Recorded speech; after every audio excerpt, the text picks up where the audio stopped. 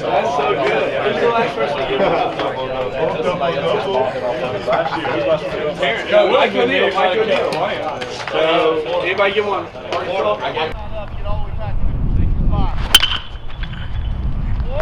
Hey, if you're not up at third, get back behind Coach Jenkins.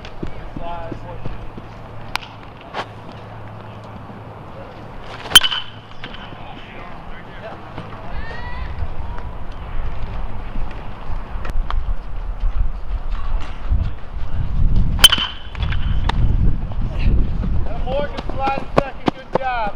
Hey, check those outfielders now. Know where they're at so we can move on that line drive. Daniel, you can creep better than that, son. What? Good. Big D, you got to be able to score past the ball, right? The way to look in, that'll boy, ho! Everything was real good, but hey, Keeg, listen up. Learn from Keegan on this. Look, Keeg does a great job looking in on the hit and run, right?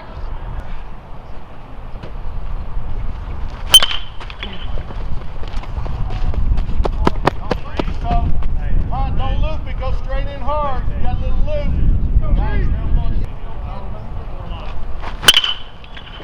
Oh, nobody's catching that ball. That's a really good job, Connor. Attaboy.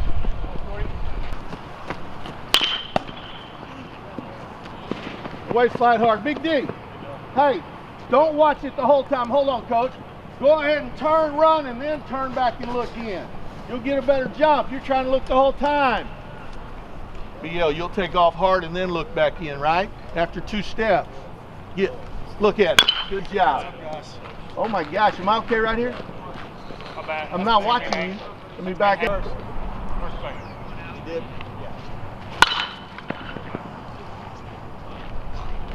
Tag that, Tom. Tag. Oh, attaboy. Attaboy, that's good read. Hey, he's running away. You might be able to tag him, go. If he caught it. What do you want me to start with? Question, am I in charge of the weather? Yes, I am today. Hey, but you denied being in charge of it yesterday. I wasn't in charge of it, but I also want you to understand this is the first day of practice. We scheduled it to be like this. Of course, the last 2 days weren't as nice. Everybody else in the SEC started on Friday, and they wasted a couple of days that we utilized in the fall. So it was pretty in the fall. We got a little bit better. Talk about your team going into the start of preseason practice.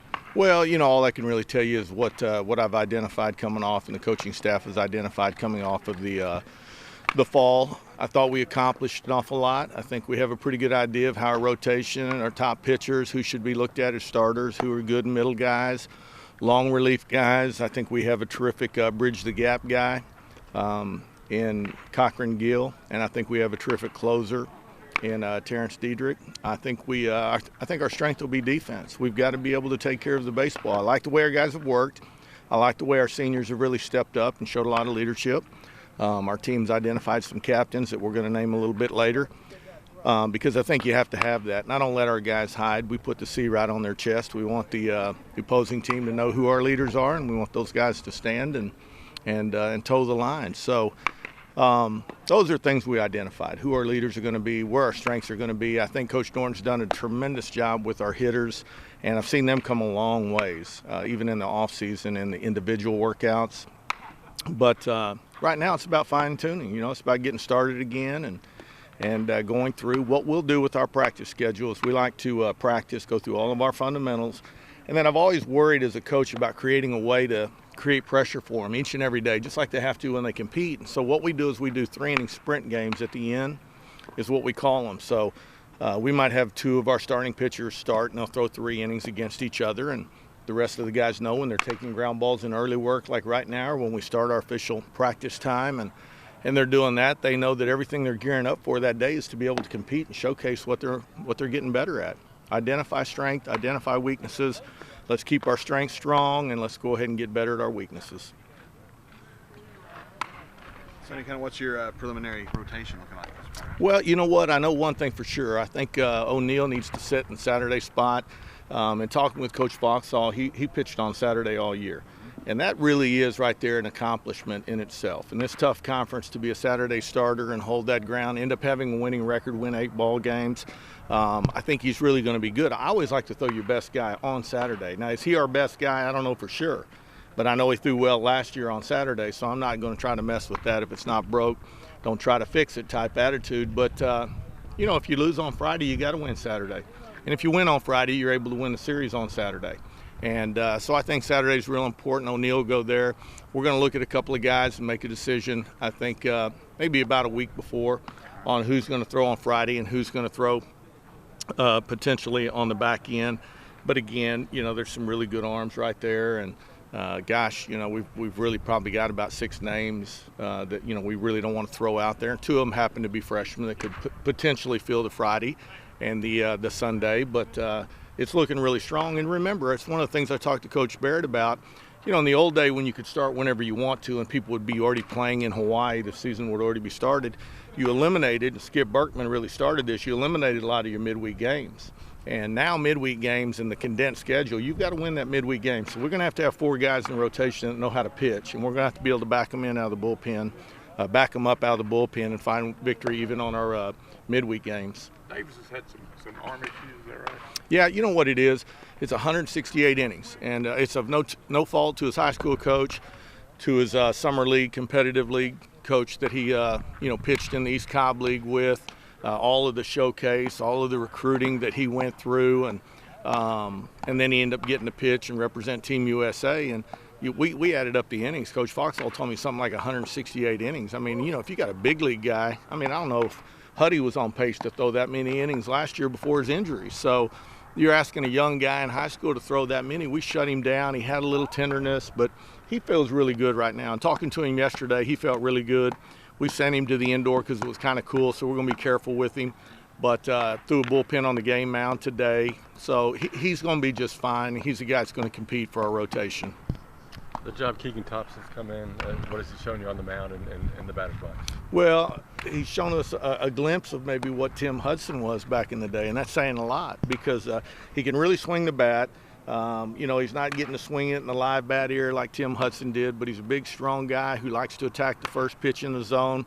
I like his athleticism around first base and the way he competes on the mound and just his quiet nature but competitiveness. It gives us a chance to maybe be a freshman in our Friday night slot or Sunday. And again, I like that because if he's not pitching until Sunday, we can protect the arm at first base if he wins that starting job. But so far, he's shown me a guy that we need to have his bat in the lineup. He means an awful lot. And that's not to say that, you know, senior over there, Savage, has done a great job. Another freshman, Daniel Roberts, has done a really good job. All 3 of those guys can flat swing it. So I foresee one of them playing first base, one of them DHing. If Keegan's pitching, you might have the other 2 filling the first base DH spot and just letting Keegan kind of rest. But Keegan gets that barrel going, it's going to be old school. It's going to be, you know, pitcher / DH. So just let him go and have a 9-man lineup. That'll be kind of fun. And have you worked Diedrich 2 ways also? Is that something you're looking at? Yeah, we have. We've looked at him in the outfield because I tell you what, Terrence does a good job. He really can. I mean, if he didn't pitch, he could win a starting job, I think, in the outfield. So we're left with the problem again with a 2-way guy, you know, how we're going to protect that arm, how we're going to keep him fresh. And I'd like to get to the position where we only ask him for 3 outs, no more than 3 outs. Now, when we get late in the year and we start going, hey, we're going to stretch you, maybe give us 4 outs, look to give us 6 outs, that'll have a lot to do with where Trey Cochran-Gill is with his innings and how his arm feels. But right now with Trey Cochran-Gill, I mean, he could close anytime we need him to. And when we need him to, and when Terrence can't close, Trey's going to close it out for us. But what I've always depended on is a bridge the gap guy to get us, you know, if you can get to that 6th inning, you go, okay, Trey go get to 7th and 8th, and TD get to 9th, and, you know, it's over. And the other team goes home thinking, man, that was a 6-inning ball game. That wasn't any fun. So, and again, it goes with the philosophy. We're going to try to get control. We're going to bunt the baseball. We're going to manufacture runs. And if we've got the lead in the 5th or 6th inning, we want to feel like the ball game's going to be over because we know how to defend, and we'll flat pitch it really well. You've got, I think, 10 or 11 seniors on this team. Just talk about the impact of those guys. Yeah, and I tell you what, it's a blessing. There's already 3 or 4 I recognize that I don't think would be back in a normal situation. And the fact that we went through transition and we still get these guys to come back and have a great attitude. Their effort has been outstanding. Those are the 2 things you control every day in your life, regardless, baseball, No matter what you do in life, your attitude and your effort, you control those things. So come and control them. Our seniors have done a great job of that. But let's face it, I mean, if Ryan Tella had played really well last year, he'd have been a high draft choice. The level he's playing at right now, he will be a high draft choice. The level that Dan Glevenyak is playing at shortstop, he will be a good draft. I would say a top 20 draft, 20 round draft guy, and have a good chance to stay in professional baseball because he's a big, strong shortstop. He's not a frail type guy. Big Blake Austin behind the plate. I look at it and I haven't seen it. I've had some really good catchers. I had a first rounder a few years ago in Jackson Williams with San Francisco, and he was really good, but I'm not so sure that Big Blake doesn't throw the ball and hit better than he does, and that says a lot. So I hope Jackson Williams doesn't hear or see any of this. He'll give me a call tonight. But Blake really is that good. You know, Blake committed to me at Oklahoma. I talked to his parents about it last night. We were sitting at a PJ's restaurant, and he loved Oklahoma, and he looked at me and said, "Coach, I'm coming to OU." And on the drive back, he decided it was too far, and he came and he told his coaching staff, "Here's OU's offer. If you match it, I'll come here." So now I'm glad he did that, to be honest with you. If I had him, though, I might have got through the last 2 super regionals and have 2 more Omaha trips under my belt. But we have him now, so let's go to Omaha with him this year. How much has the freshman class improved since they got here? A ton. They really have. They're a very mature group. And again, Scott Foxhall. The job he did with Keegan Thompson, Kevin Davis, all those guys. You know, I watched the video last night at our banquet. Here's our freshman class, and I look at the talent. I mean, one of the top shortstops, you know, in when you think about Hacker, you know, who we're playing at second base right now. One of the top shortstops out of the state of Florida is here, and you just go through the whole thing, and it's just crazy. I mean, Anthony Greer, the #1 player in the state of Alabama, and then the #1 pitcher in Keegan Thompson, really arguably because you got Kevin Davis, and Kevin Davis got full ride scholarships to anywhere in the SEC. So how did Scott Foxhall continue to show character during the transition, not even knowing if he's going to have a job, and land these guys speaks volumes. And that's what I said last night at the banquet. You know, God stopped me at a certain point and said, "Whoa, big boy, you're about to mess this up," and put his hand on my shoulder and said, "You need to reevaluate your coaching staff." And Scott Duvall, Scott Foxhall were retained, and that's by the grace of God and because I didn't mess it up in the flesh and listen to God. And they just did a tremendous job. Those guys did a tremendous job, and you've got to give the former coaching staff some credit.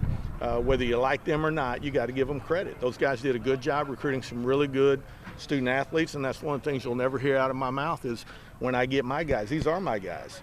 And so we're going to win, and we're going to win right now. So talk about the bullpen here. First major